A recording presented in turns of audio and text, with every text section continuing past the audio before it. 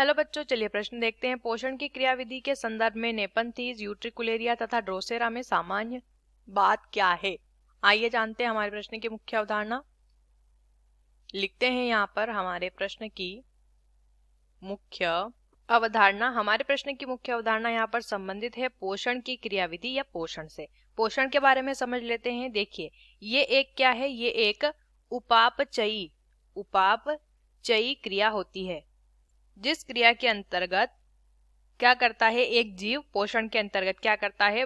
भोजन का अंतःग्रहण के पश्चात उस भोजन का शरीर में पाचन होता है। पाचन के पश्चात उसका क्या होता है? स्वांगीकरण होता है। स्वांगीकरण यहाँ पे होता है, और स्वांगीकरण के पश्चात इससे प्राप्त ऊर्जा का उपयोग कहाँ कर लिया जाता है? शरीर में। ये पूरी प्रक्रिया किस में आती है? पोषण में आती है।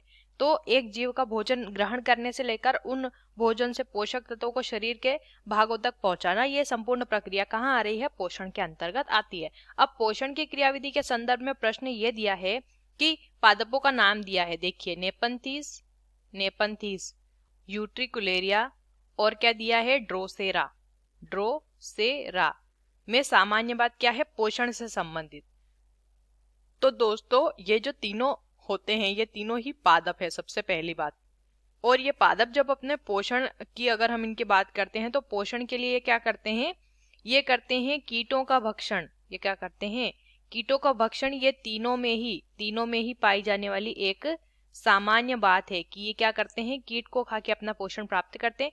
इसीलिए इन पादपों को मांसाहारी या फिर कीटभक्षी पादप इन्हें कहा जाता है। ये इन तीनों में पोषण से संबंधित एक सामान्य बात है। आशा करते हैं आपको इस प्रश्न का उत्तर समझ आया होगा। धन्यवाद।